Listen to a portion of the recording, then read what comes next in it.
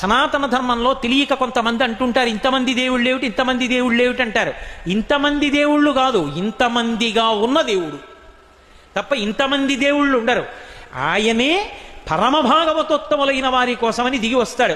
ఒక ఆయన తపస్సు చేస్తాడు, ఈశ్వరా మిమ్మల్ని గుర్రంగా చూడాలనుంది, హైగ్రీవుడిగా వస్తాడు. హే భగవన్ మిమ్మల్ని నందిముఖంతో చూడాలనుంది, నందీశ్వరుడిగా వస్తాడు. హే భగవన్ మిమ్మల్ని మనుష్యుడిగా చూడాలనుంది, రామచంద్ర ప్రభువుగా వస్తాడు. హే భగవన్ మిమ్మల్ని ఒక క్షత్రియుడిగా ఉగ్రంగా గడ్రగొడ్డలు పట్టుకు తిరుగుతుంటే చూడాలనుంది, పరశురాముడిగా వస్తాడు. పరమభాగవతోత్తములైనటువంటి వాళ్ళ కోరిక తీర్చడానికి, వాళ్ళకి కనపడడానికి ఒక రూపము దాల్చి కిందకు వస్తాను.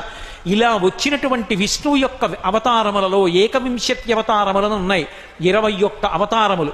వాటిని స్మరిస్తే చాలు, వాటిని ఒక్కసారి జ్ఞాపకానికి తెచ్చుకుంటే చాలు. నైమిషారణ్యం లాంటి ప్రదేశాలలో ఆ పేర్లు ఒక్కసారి వింటే చాలు.